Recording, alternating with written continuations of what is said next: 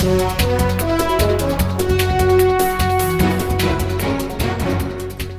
is Michael Riccards again, back with the Hall Institute of Public Policy's Forum, Professor Anglin.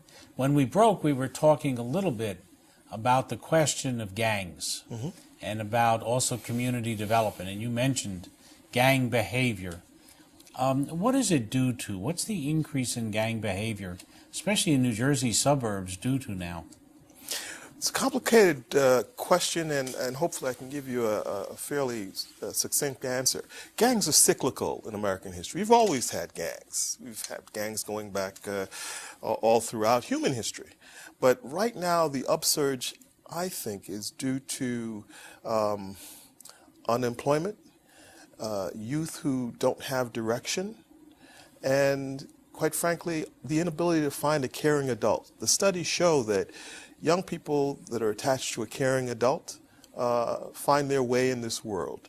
And a lot of young people in our urban areas and increasingly our suburban areas are not finding the caring adult, the Boys and Girls Club, all the institutions that help young people find their way.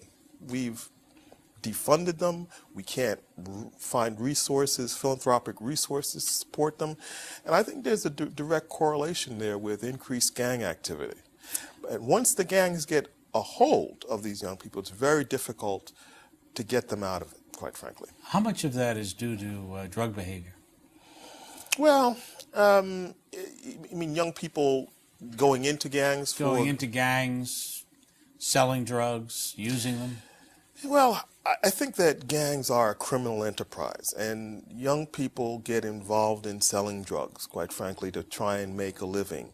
The use of drugs, I wouldn't say, is the precipitator to getting into gangs. I think the reason people get into gangs is because they don't have structure at home, and the gang provides a family structure.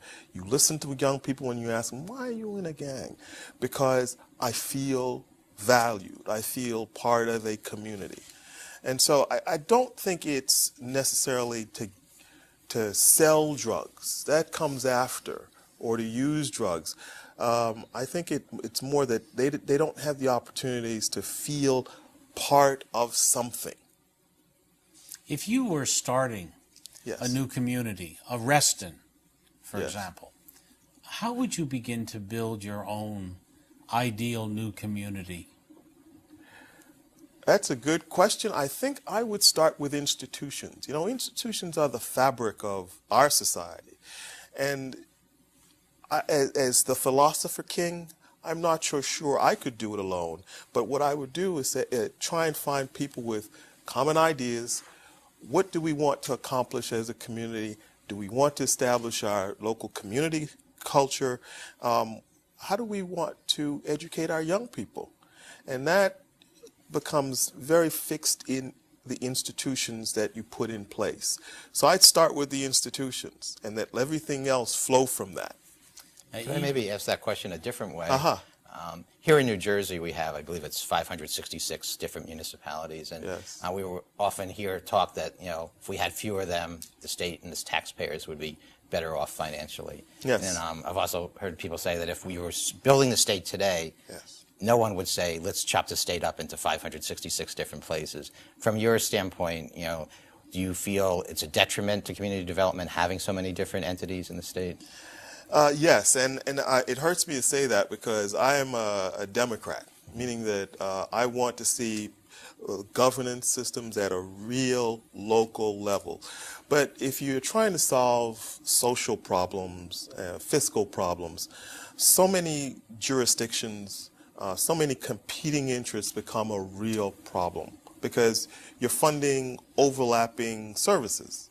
You know, why should we have a firehouse that serves in each town, contiguous town, when one firehouse can serve those three towns? And it's the same way for the educational system. So I do believe it is problematic. But I'm not sure how one gets around that at this point in New Jersey's history. I think politically it's, you know, it's not untenable. that feasible, yes. It's untenable. What about the question, it seems to me, of faith-based initiatives? You've done some work in that area. You talk about institutions being created, Winston Churchill once said that we create institutions and then they create us. What did you learn with looking at faith-based initiatives? That's been a subject of a great deal of controversy. I think that faith-based initiatives have always been around. Now we've focused some attention on them. Do they work? I think they absolutely work. As an institution, they aggregate people, they get people moving in a direction so that they can have one voice in community development. And the churches in New Jersey have been wonderful in doing that. The problem is when government steps in and then says the faith-based initiative should solve all the problems of our world. And that's just never going to happen. The problems are too overwhelming for these institutions that were never chartered to do that, even though with their faith and their mission, yes, they're supposed to nurture us and help us be spiritual, but they can't solve all the problems of economic development, housing development, and that's just not what we should be asking them to do. I think we're going to look at which of those churches, in your experience, have been most successful, which have been able to really piece together the types of dynamics that you're talking about when we come back. We're going to break now again.